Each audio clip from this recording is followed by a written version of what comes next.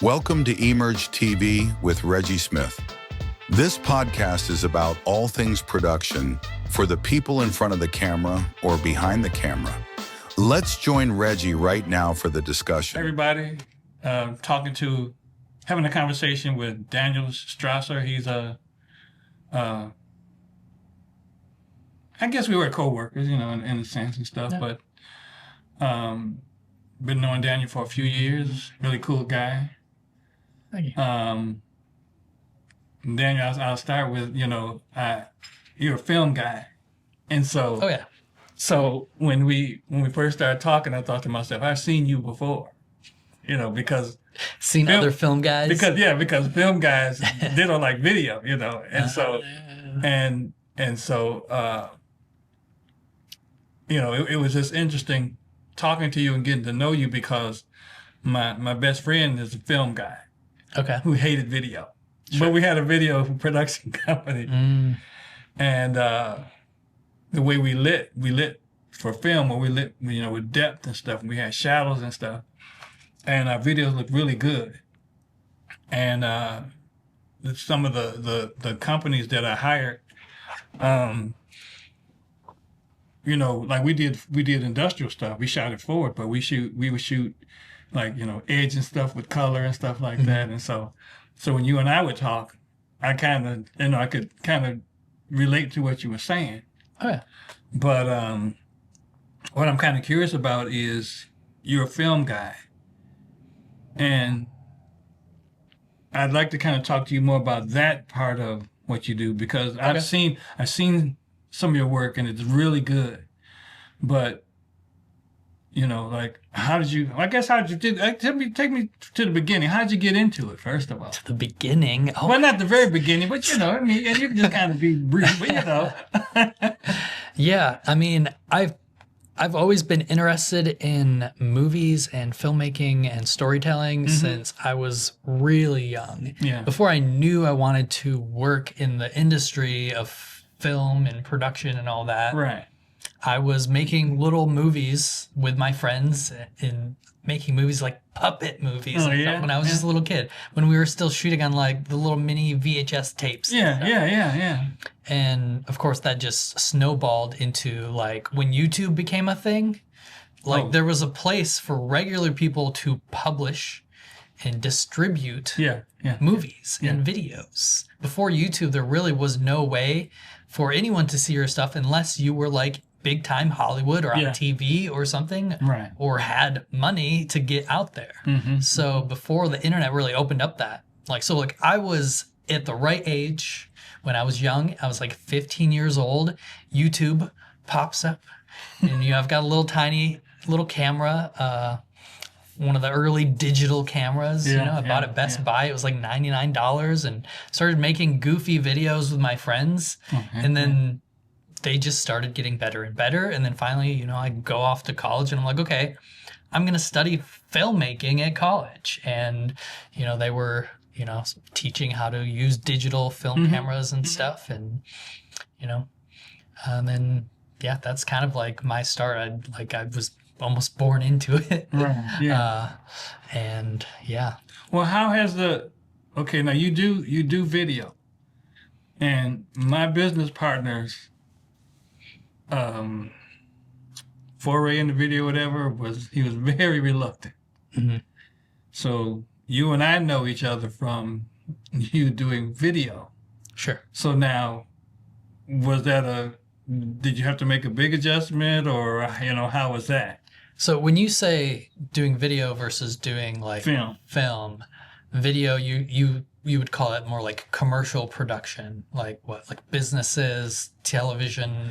What do you mean by that? My friend Dave, he said video, look, it was just flat. He just wasn't interested in doing it because it just didn't have any kind of texture to it, and basically, that's what they did. A lot of video, they just lit it. It was flat, and that's why I was saying when we started doing industrials, we were doing shadows. We were purposely creating shadows and giving things textures and stuff. So I'm wondering if you had that kind of experience as far as the lighting and things like that, and how to shoot video versus as opposed to film? Did you have any kind of, like, I would say, withdrawal? Yeah, I don't know if my like experience is quite the same for you. I think you definitely grew up in a different time where Oh boy, did I. like video cameras were very different, going from analog to digital, and the early digital cameras were very flat, not great. The dynamic range was awful. So if you would compare an early digital camera to like actual film stock, it's vastly different. Right. And it wasn't until like the 2000s, even the 2010s, where digital cinema cameras started getting way better, where you were actually seeing movies coming out on digital, not shot on film. Right. And so that's like where my brain goes, like as in terms of like the difference between that. I get what you're saying. And I like missed the opportunity in school to ever shoot on actual film stock. Okay. My first degree was called digital video production. So like I started with an associate's degree. Yeah. And it was exclusively like they're teaching digital now. They got rid of all the film. Now, are there still film schools that allow you to shoot on film? Yeah, definitely. They're still out there, especially in Hollywood and whatnot. But like my undergrad university, it wasn't like a film school, you know, it was an undergrad university communications degree is what I was getting, with an emphasis in film studies. Right. So while I got to study film, I wasn't working on film cameras. They didn't have anything like that. And then once I went to graduate school to actually study film, like on a much deeper level, even then, like we were so far into the digital age that they had already done away with their film cameras. And maybe there was ways, if I really wanted to go and rent a film camera and shoot one of my thesis projects or something on it, I could have, but like that wasn't the requirement. So like that just never happened. And so I've always shot on digital, and I have seen the transition of like crappy digital video to where the dynamic range, like on today's cameras, like the camera that I own is a Sony. It's a Sony FX3, and the dynamic range on that camera, and that camera's a few years old now, is incredible. It's almost too good. So like when I'm editing the footage from a camera like that, or any of the modern digital cameras, you almost have to like try and crush the blacks a little more because you're just seeing too much. You're not getting that contrast that you look for in film. And so now we're trying to get this digital video to look like film again, to look the way that it looked, 20 years ago when they would shoot a movie on film. I think of something like The Lord of the Rings. And now it's like it's too HD. There's too much detail. Like the Sony FX3, it's got a super high ISO. If you crank that up to the highest ISO, the highest base ISO, which is like 12,800, you can practically see in the dark. You don't even need lighting. You need lighting, but like you need far less lighting. Right. And that's a whole new way of shooting movies, where you don't have to rent a 10K RE light and blast it through the window. I can get a like tube light that's like 2 foot long and sit it off camera, and like that's enough light to blast through the window now. And that only costs a few $100s, like versus like thousands and thousands for like those old tungsten crazy hot lights on like that they use. 10K.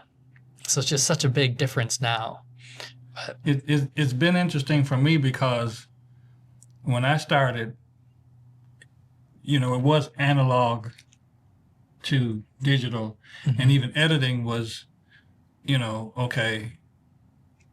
Everybody kind of turned their nose up at VHS, but it was 3/4 inch, and then it was 1 inch, and that was it. And 3/4 inch was 3/4 inch editing or edit system, could run you anywhere from, $10,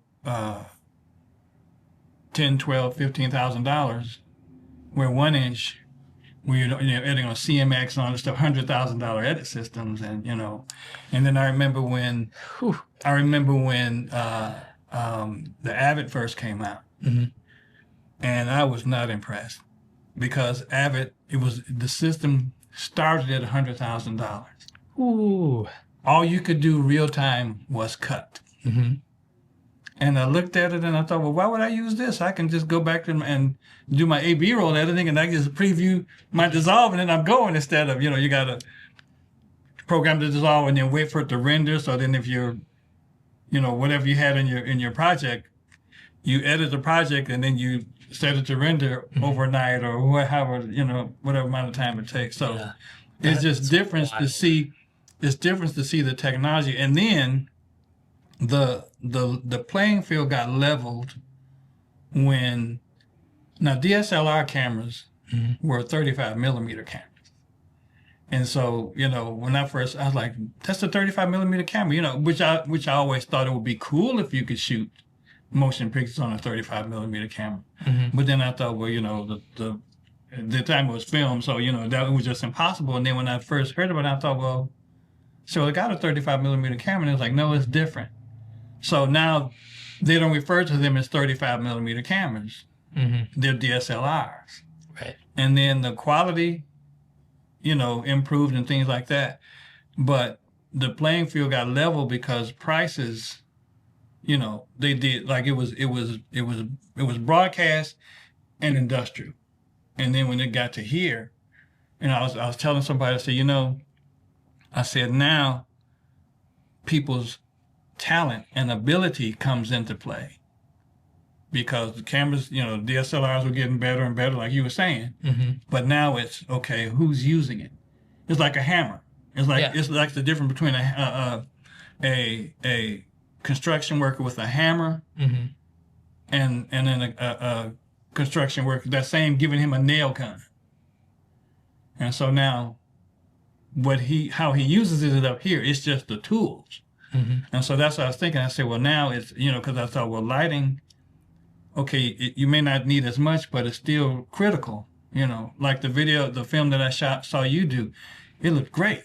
And I thought, man, I was like, and I saw the images, and maybe, if you don't mind, maybe we can kind of show a clip of it. But but I thought it was really cool.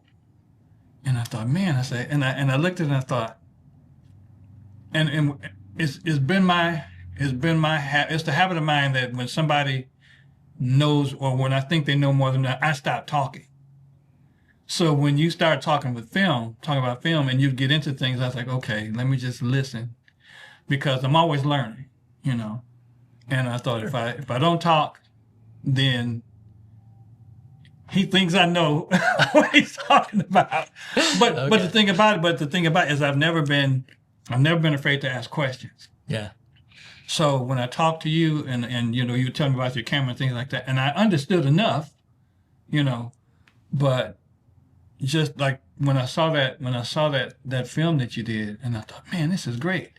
And I also, now about the film look, I read years ago, this guy, he shot on his DSLR, and he edited everything, did all the color correction stuff, and then he added a noise filter to give it the film look. And so then he said when people watched it, they thought he shot film. So it's just kind of interesting when you said, now you got to try to crush the blacks to make it look like film. And that's exactly what I did. When there was a time when the goal was to get it to look as sharp, But it's just kind of interesting because you and I, we have one thing in common. We love production, but we come from two different eras, even though mine is before yours, but I kind of I adjusted so that you and I can have conversations, and I think it's cool how we worked, because like the one place where we worked at, we talked about the cameras,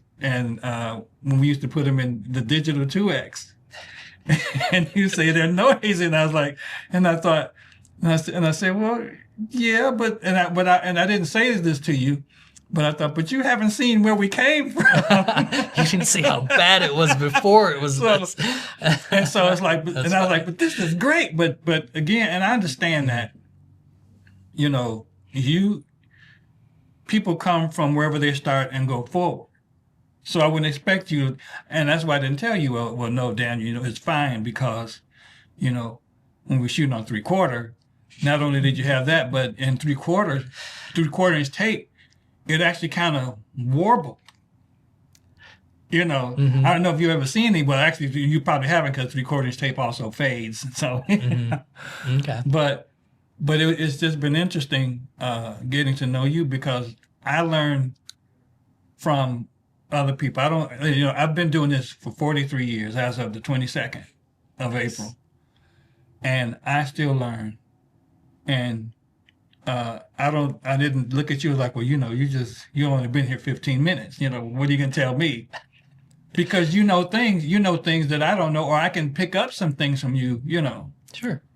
But it's been interesting getting to know you, and then you're my Star Wars guy, which I do have some questions about. Oh yeah, I'm working my way through Andor right now, Andor season 2. But and we talked about it. I told you, I said, I told you, I love production so much I don't have the words.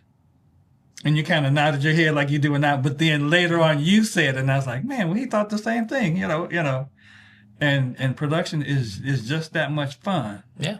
And then the relationships and the experiences that you have, like tell me something like a cool experience you had since you've been doing. Since I've been doing. You've been working, doing film, yeah. Or commercials. Or just whatever, just in your career, yeah. Because you do some really cool. I've done some really cool stuff. Yeah, I mean, there's so many things. I know. What? Give me something more specific. Okay. Like I'll give you an example. We got hired to do shoot a video for City of Detroit, and they gave us a police helicopter. That's to fly us around. Mm-hmm. We flew to Metro Airport, landed next to the runway. Then we asked them to fly us over Belle Isle, and then we had a Ford facility that we were shooting, so we got some aerial stuff. So cool experience. Yeah, that's cool. I don't think I've ever done that. Like, I haven't shot out of a helicopter. But you know you've done something, Because now we have drones, so it goes back to that of like, I don't like, nowadays we won't even think to rent a helicopter for a shoot because we have our drone. It's like totally different time. But like what you're doing now, I know it's different from when you and I were working together, but okay, now like how was that? How was the transition for that, or was there one? Or so like going from like broadcast TV live event stuff to what I do now, which is more commercial production. So I'm doing TV commercials, a lot of brand videos and videos for other businesses. That's typically the type of work we do. But I still do my film stuff that I've always done since I was 15. So like you were hinting at recently, I released a short film. And every film I do, I mean, that's always like, that's my passion is that filmic storytelling. So like the freshest thing in my mind right now is my short film, A Quiet Winter, which was a blast to film. I shot on a new camera that I had not shot any films on before, the Sony FX3. Yeah. So it was like learning how to use that camera and learning about the high dynamic range and like the ultra low light capabilities of the camera. Like it was incredible. Even coming from the camera that I had before, that was Panasonic. I was shooting on the GH5, was like my DSLR type camera, but what I think surprised me the most was in editing, and like we were talking about color. I think I may have spent more time, because I edited this project myself. I spent more time doing the color for the video than I did just cutting the scenes together. No, why was that? Partially because I'm not a, experienced full-time colorist. Yeah. So it was like a way to challenge myself to really get into DaVinci Resolve, which is like the color, the main color editing software that people tend to use these days. And it's a really powerful software. And that's like what we were talking about, getting it to look like film. that's what I spent so long trying to do. And what I would do, like the technique that I kind of came up with through editing that, was I would take screenshots from some of my favorite movies that were inspiring me and that maybe inspired this film. Yeah. I'd bring those into DaVinci Resolve, throw it in the timeline, and I'd look at the color of those shots. I'd look at like the histograms. I'd look at the scopes to try and see where are all the colors landing on the graphs. And then I use that to try and push the colors of my film to match that. Yeah. And it was a very like enlightening process for me. Now, did it work out? But so did well, let me ask you this. Instead of the end result, does the end result look like the way you thought or envisioned it? Or I don't think I got it 100% the way I saw it. But once I put the movie out there and started getting feedback from people, and one person who he has a really high-end editing like business, like he does full-time editing, motion pictures, documentary work and stuff. And he saw the film and was like, "Oh dude, the color was great." And I was like, "Oh shoot. Okay, if he says it's great, then I must have done something halfway decent." So that was like really good to hear. And it's cool to get validation like that, because you know, I've done projects like, well, you know, I'm really not satisfied with this, or why didn't I do this? Or, you know, I really pick my stuff apart more than I should. Oh, yeah. But the bar, you know, you set the bar so high, and, you know, get there, and then when somebody comes along and, you know, says something like that, you went, man, okay. You know, I've had people tell me, there's people that I never thought I would work with. And I was the director on the project, and they were like, if you hadn't been here, we wouldn't have got it done. I was like, oh, I'm glad you think so, you know. Yeah. But it's definitely good not to be too critical of yourself. I went through a phase early on where I was starting to get really good at filmmaking, and I'd even shot like a movie, like a feature-length film. Really, yeah. And like after that, I did a short film that was just my own film, and like I wasn't happy with a couple little things about it that really didn't matter at the scheme of it, and I like never put the film out. And like years later, I like beat myself up for not doing it, because that film was actually really good and people would have liked it, and maybe it would have taken me to like the next level, getting it out there. And that was like a hard lesson I had to learn, among many other hard lessons. yeah, you know, it's interesting because you have a tendency, you look at what you like, and you know what you like, and then you go, okay, I want mine to look like that, and it may look like that, but because you did it, or you know, because I did it, like, well, no, you know, it's not there. I did a concert. I directed a concert, Fred Hammond concert, and I wouldn't watch it after I shot it. I was like, no, I don't want to watch it. I said, I probably messed it up, you know. And so I was at a friend's house for a picnic, and all of a sudden everybody went in the house. And I was like, wonder what they're looking at, you know. And they went in the house, and it was this Fred Hammond concert, and this director was on it. He was on it. And I was like, man, I was like, look at that. And I was like, and then I looked and I went, wait a minute. Because I was like marveling, and it was the concert that I directed. Nice. But you see it, you know, afterward, and you have to get away from it. Yeah. And I was like, man, boy, look at he's on top of it, and he's catching the shots, and I was just raving over, and then I went, wait a minute. And it was the concert that I shot. There you go. And you have it, and I would rather do that. I'd rather do that than, hey man, you know, I'm 43 years, my stuff is great, and then you know somebody sees me like, what in the world? What's he been doing for 43 years? You know. But you know, I like well one thing about it, technology has changed, and one thing that I have given you credit for is you've come up with equipment and things like that, and I was like, I didn't even know they made that, you know, like wireless intercoms or things, or like cameras, and I was like, man, and what happened is my focus changed from trying to keep up with technology to the craft of directing. Yeah. You know, and like right now, cameras, I don't know cameras. You know, if I trust that your camera is really good because I know you.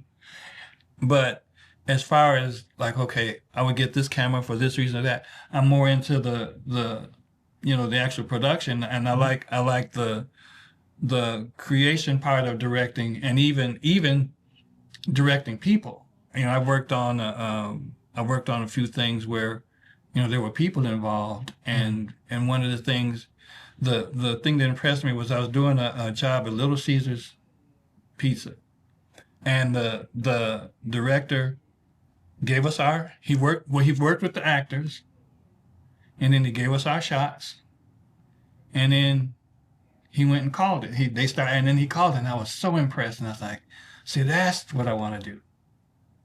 And I have worked with actors, and what I did was to try to pull it out. I started asking them questions about the character. Like this one guy was a womanizer on a comedy, and so when I asked the actor, I said, does he know he's a womanizer? To let him think about it, and then he said, and we talked. He said, no, he doesn't. And just to pull that little bit, and so those kind of things to pull more out of an actor, but then to come back, and then to cut it, or if it's a multi-camera and things like that, I think it's really cool. But I think, but I like single camera too. That's what I started doing. We shot film style, we shot out of sequence, things like that, and I think film style is really cool too. So it's kind of fun to do them both. Yeah. But it's fun to talk to a film director like you to get your perspective, and that kind of thing, because, as far as the technical part, when you talk about that, I kind of understand, but like it's just like histograms and all that, and I've seen them, and I was like, well, okay, I know what it is. I was like, okay, now how am I going to use it? Whereas, there was something that you were saying when you put the clips on the timeline, and you actually went and you knew what to do, those kinds of things. So it's kind of like the technical aspect. I think that's kind of intriguing too. Yeah. But now let me ask you. Well, first of all, we're getting to the end of this, so I want to pick this up. Yeah. In the next one. But I'd like to tell you all, if you're interested in having a conversation, you can send me a message on the Facebook page. If there are people that you want to see, and they don't have Facebook, they can type in EMERJ.tv, EMERJ.tv on any browser. It'll bring them to the page. I invite you to follow it. I think you'll like I'm hoping you'll like all of the podcasts that I do, all the conversations that I have. And if you're interested in having one, reach out and we'll get back to you. Thanks for watching. Peace. All right. Thank you for watching EMERJ TV with Reggie Smith. Join us next time for more discussions on all things production. And don't forget to like, subscribe, and share.